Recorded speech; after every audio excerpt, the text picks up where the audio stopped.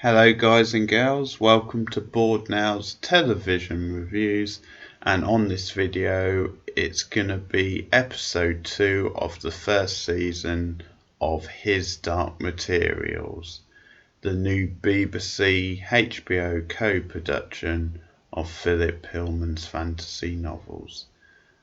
So yes, episode 2, and the episode is called The Idea of North.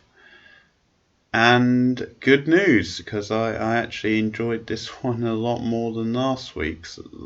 The first episode I did find a little slow getting going. It didn't really do it for me, but the second episode was much better. It had a lot more spark, a lot more magic, and a lot more sense of danger. Crucially, I think there was some really. I think as they're getting into the story, we're seeing how it's actually quite a dark sort of world that the series explores.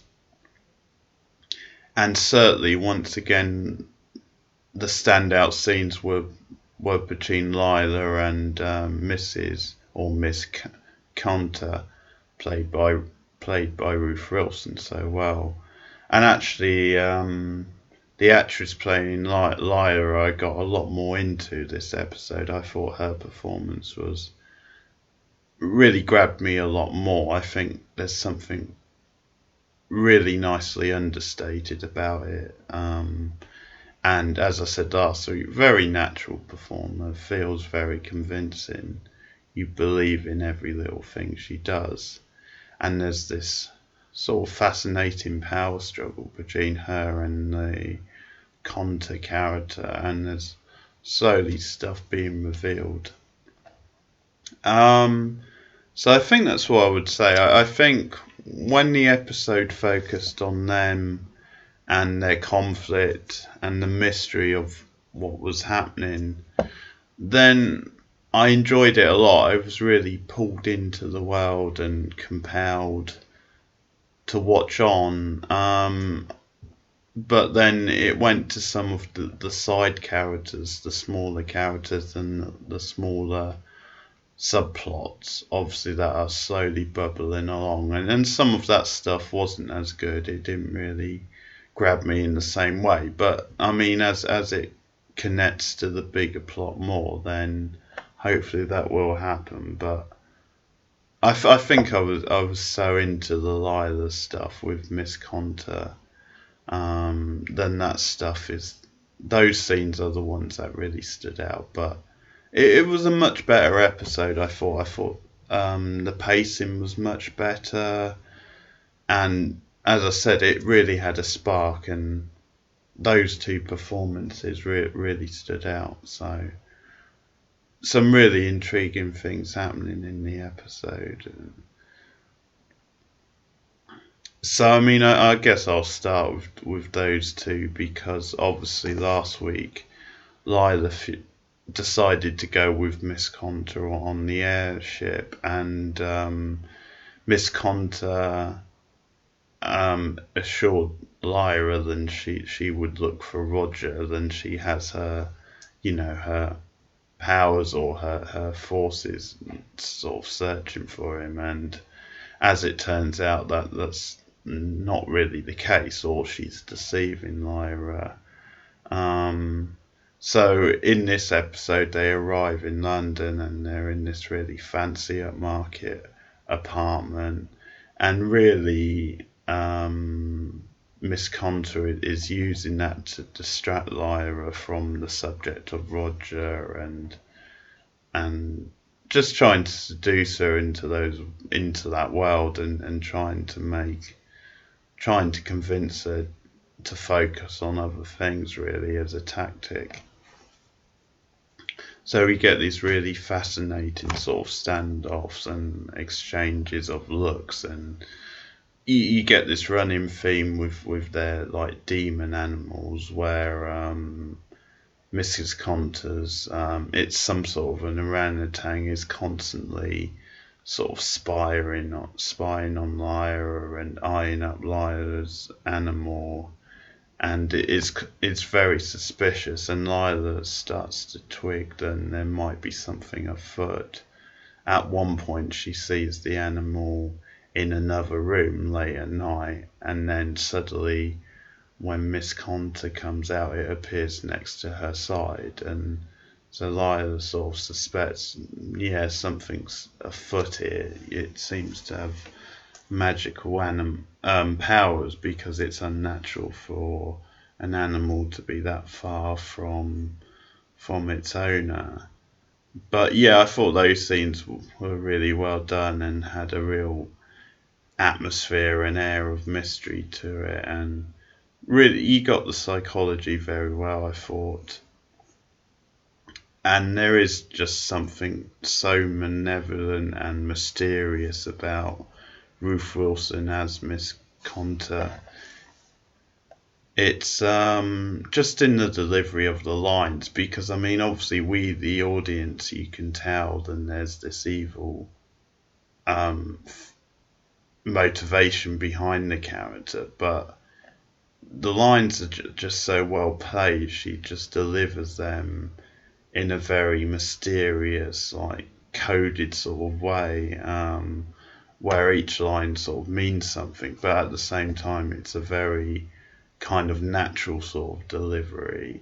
So on the one hand, she's like winking to us as an audience, and you can hear kind of like a sort of a wicked overtone, but at the same time you can see from Lila's point of view how it's natural enough, and she wouldn't necessarily think anything was afoot, and just a lot of ambiguity in the way she delivers the lines, and just the subtle little looks. It shows what a really great actress Ruth Wilson is. And at various times she's talking about Lord Asterial, who's of course the James McElroy character. And at the same time this going on, we see then Roger has been taken to this children's home, which is also in London, and we see them. Billy is there. Billy, who was taken last week. So they've captured all these children, and they've got them in this really sort of vile sort of like, I guess, kids prison or kids centre, whatever you want to say, but really cramped, really dirty living conditions. And as I said, Lyra's trying to convince Miss Conter to search for her, and saying, I can help you search for her, and Miss Conter keeps changing the subject.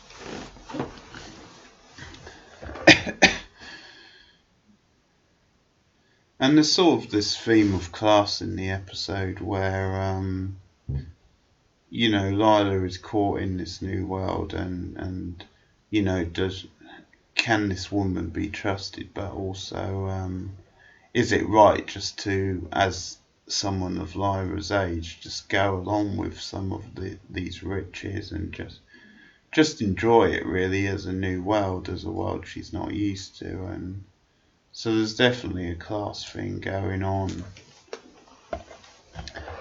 and the kind of persuasions, of material things, if you like. So that stuff's all quite well done as well.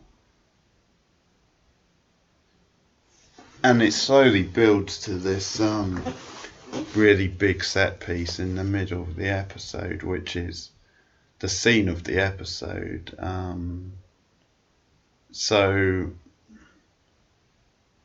Miss Cantor's visited by these mysterious couple gentlemen, and it turns out they work for the Cardinal, and one in particular goes to talk to her and is saying, trying to keep a low profile, but they're acting all mysterious and saying, don't let your work draw attention to yourself, and at the same time Lyra's listening in. And again, Miss Cota's animal is alerting her to the situation. She's almost like a spy for her. And so Miss Coulter sort of takes control, and then when they have left, she confronts Lila over it, and the scene really takes on a dark turn because her animal attacks Lyra's, which causes Lyra's pain. And it's this thing which has nicely been building over the episode between these two animals, where Miss Counters gives Lyra's a really kind of suspicious, almost sinister look, and this is where actually the animal effects are really well done. But yeah, there's the sense, and then it's just going to explode at any sort of moment. And it is a really powerful, well-directed scene when it finally happens, and it's all about this kind of hierarchy and this power that Miss Cantor thinks she has over Lyra, and kind of saying, when there are guests, you will respect me, you won't know, sort of thing. And there's these words exchanging between the two of them. And it's a telling scene because it's basically Miss Cantor all the way through the episode has been trying to keep a lid on it and trying to control Lila and control her emotions. And that's kind of what the scene is about in a way. Then for the first time, these things just spiral out of control. And it's a supercharged, really atmospheric sort of scene. It really bounces off the screen at you. And the two actresses are just brilliant. It's like this really dramatic sort of like power struggle of words. Really, it's really really dramatic stuff and really well done. And what it essentially leads to is then the big reveal is that Lyra was actually the daughter of Lord Astra, the James McElroy character, who we don't actually see in this episode, but we hear about him. We hear that he's still out exploring, sort of thing, and that he's obviously been given money to sort of do it. But yeah, that comes out because Miss Cantor just loses it basically, and the line is something like, what kind of a father is he, or something along the lines. But it's basically the cat's out of the bag. She reveals and he's Lyra's birth father, and so the sort of story she's been given as a kid, about the parents dying isn't really true, or certainly he's her father. So that's a big reveal, and the way they sell it in the scene is just so well done. It's such a big moment, and it's one of those things. I mean, you could question, does the twist really work? Do we need it? I mean, obviously there's going to be more to be revealed about it later, but in the moment it is played so well with the actors, and it feels just so dramatic, and the way it's sold in the moment, then you don't really question it. It's such a brilliant moment. And from that point, it's sort of a turning point, because Lyra has finally decided that then this woman can't be trusted, because she totally lost control of emotions and just stepped over the line. So then the next day, I think it's meant to be the next day, Miss Contrach actually locks Lila in her room, or locks her in the apartment anyway. She can't leave the apartment or the flat, since it's London, I guess, flat. And we then find out then she knows where the children is, so she goes off to see the children at the centre. So it turns out she knows about that. And at the same time, Lyra and her demon animal are like gallivanting around the apartment, looking for clues. And it keeps cutting between the two scenes. So we see Miss Cantor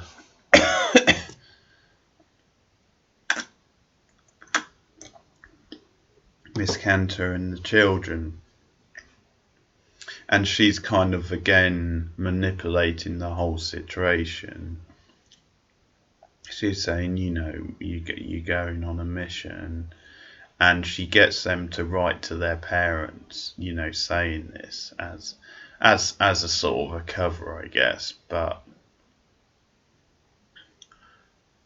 And I think there's almost a suggestion that in some cases it's critiquing, kind of upper class parents maybe not, taking their kids for granted and not always caring so much, happy for them just to be off in these places and not really paying a lot of attention. But she basically gets them to write them letters as a sort of a cover. But of course Roger doesn't have any parents, so he only really knows Lyra. She's sort of his family, so he writes to her and tells Miss Cantor, but of course it's in Miss Cantor's best interest not to send that letter, so she burns the letter on her way out basically. So that's sort of cut off that sort of connection. But at the same time we hear the children are going to this place called the station, this location, mysterious location somewhere. And it's all to do, I think, with the experiment and with the discovery of the McElroy character. And throughout the episode, we sort of get these little references about air and what have you.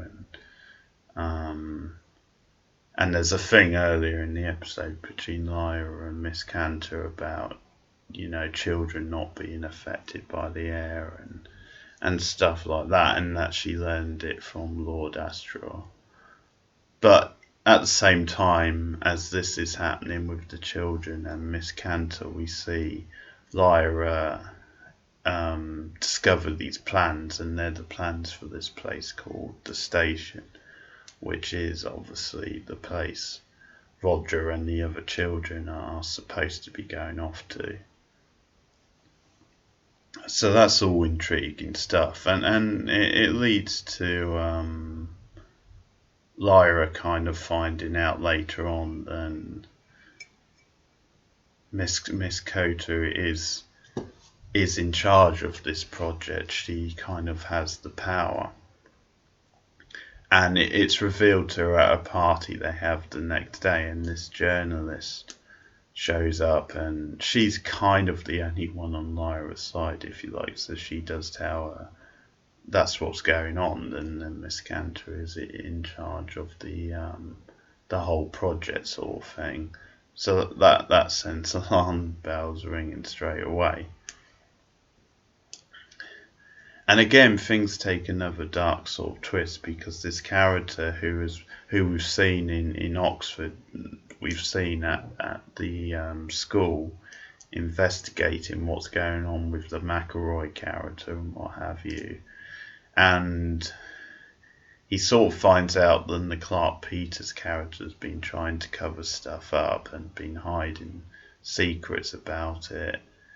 And he's the sort of character, I mean, at first he was presented as then he's on the good side of things, the Lyra side, if anything. But then it's revealed late in the episode when he shows up at this party, then he's actually on the Miss Cantor side of things. He's working with her for whatever reason.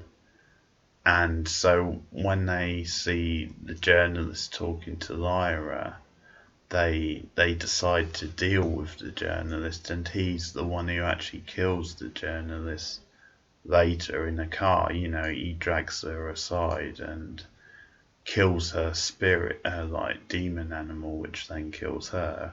And again, it's another really effective scene, another really dark scene. It's quite a dark episode, and we're starting to see that more now for this sort of series. It does actually go to some pretty dark places, considering the target audience and it being fantasy and what have you.